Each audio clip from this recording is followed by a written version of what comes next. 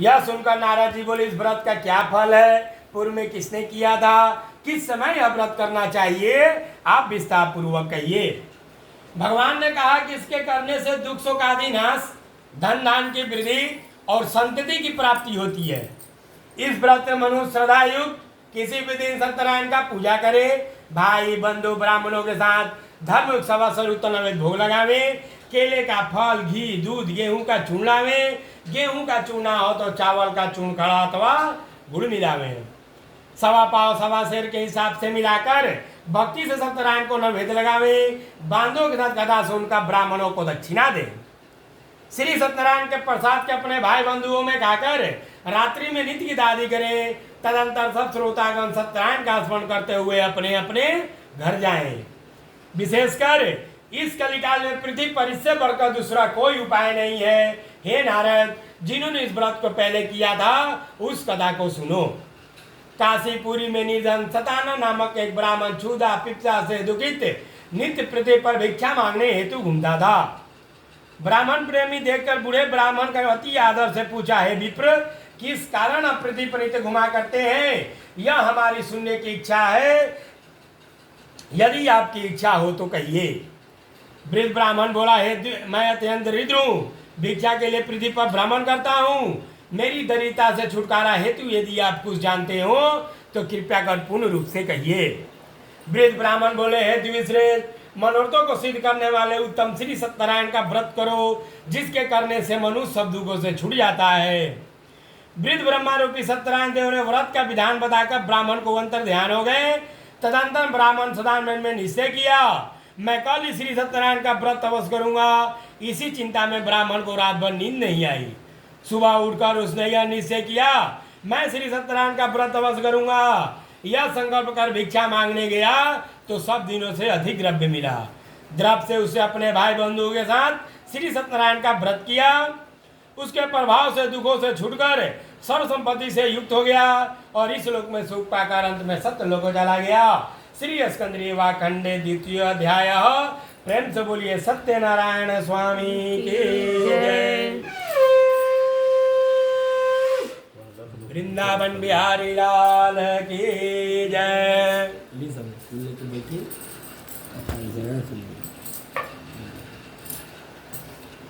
तृतीय अध्याय। श्री सुतवाच। सूत जी बोले, हे सौनक, विष्णु भगवान ने जिस तरह कहा था वह तुमसे मैंने कहा, और दूसरी बात जो वह है पूछो। सौनक जी बोले, हे सूत जी, उस ब्राह्मण के बाद इस व्रत को किसने किया वह सुनने की इच्छा है। सूत जी बोले, मुनियो, जिसने व्रत को किया वो सुनिए।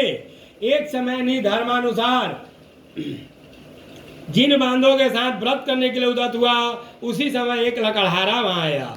भूख प्यास से पीड़ित काष्ठ को बाहर रख ब्राह्मण के घर में जाकर उसने व्रत करते हुए ब्राह्मण को देखा। नम्रता से हाथ जोकर प्रणाम कर बोला, आप यह क्या करते हैं, इसके करने से क्या फल होता है, वह विस्तार पूर्वक कहिए। भगवान ने कहा कि इसके करने से दुख शोक आदि नाश, धन धान की वृद्धि और संतति की प्राप्ति होती है, जिसके प्रसाद से धन धान प्राप्त होता है। यह सुनकर लकड़हारा प्रसन्न हो प्रसाद खाकर जल पीकर भगवान सत्यनारायण का ध्यान करता हुआ अपने नगर को चला गया। आज लकड़ी बेचने से जो द्रव्य प्राप्त होगा उसी समय सद्य का उत्तम व्रत अवश्य करूंगा, ऐसा मन में विचार करके उसने लकड़ी को सिर पर रख जहाँ धनी लोग रहते थे उस नगर में गया। उस दिन लकड़हारे को दुगना द्रव्य प्राप्त हुआ। वह अत्यंत प्रसन्न सुंदर केले का फल, शक्कर, दूध, घी, गेहूं का चूर्ण सबको सवाई लेकर घर में आकर अपने भाई बंधुओं को बुलाकर विधि से सत्यनारायण का व्रत किया। उस व्रत के प्रभाव से लकड़हारा धन पुत्र से युक्त हो गया और इस लोक में सुख पाकर अंत में सत्य लोक चला गया। हे मुनिगण, मैं और कथा कहता हूँ, उसको ध्यान से सुनिए। श्री स्कंदरी वा खंडे तृतीय अध्याय। प्रेम से बोलिए सत्यनारायण स्वामी की जय। वृंदावन बिहारी लाल की जय। चतुर्थ अध्याय। श्री सुतवाच। सूत जी ने कहा, राज्यों में श्रेष्ठ उल्कामुख नामक एक जितेंद्रिय राजा था। वह सदैव मंदिर में जाया करता था। वह ब्राह्मणों को नित्य धन देकर संतुष्ट किया करता था।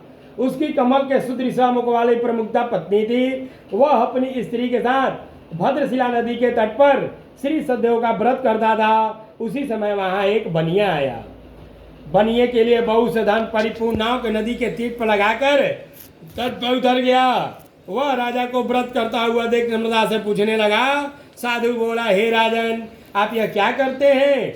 वह हमसे भक्ति पूर्वक कहिए, सुनने की इच्छा है। राजा बोला, हे साधु, यह अति श्री विष्णु भगवान का पूजन है, जो अपने बांधों के साथ पुत्रादि प्राप्ति की इच्छा से किया जाता है।